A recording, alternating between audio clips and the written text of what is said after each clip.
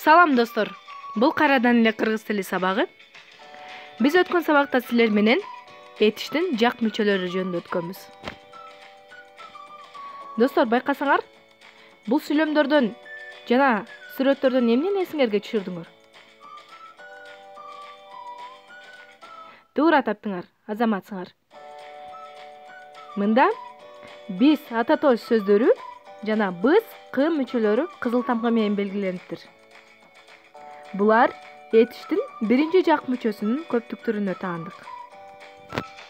Анда биздин бүгүнкү өтүлүүчү темабыз биринчи жактын көптүк сандагы мүчөлөрү быз жана к. Балдар, бүгүнкү сабактын темасы боюнча силерге төмөндөгүдөй тапшырмалар берилет. Көңүл коюп алабыз тапшырмаларды. Демек, биринчи тапшырма.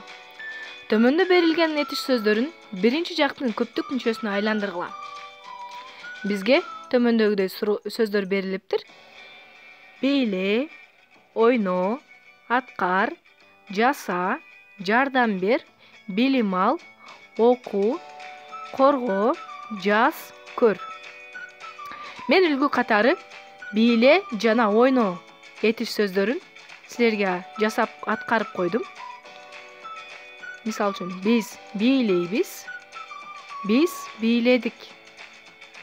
Биз ойнойбуз, биз ойнодук. Мында быз жана к тыбыштары, башкача айтканда, биринчи жактын көптүк мүчөлөрү аркылуу биздин тапшырмабыз аткарылды. Калган берилген сөздөрдү да силер ушундай кылып иштеп чыккыла. Экинчи тапшырма. Төмөндө берилген тексттен биринчи жактын көптүк сандагы мүчөлөр уланган этиш сөздөрүн таап жазып чыккыла. Жана ал мүчөлөрдүн астын сызып белгилегиле. Балдар, бизге биздин үй бүлө деген текст берилиптир. Силер мында биринчи жактын көптүк сандагы мүчөлөрү уланган этиш сөздөрүн таап жазып чыгасыңар жана уланган мүчөлөрдүн астын сызып белгилейсиңер. Мисал үчүн, жашайбыз, жардам беребиз.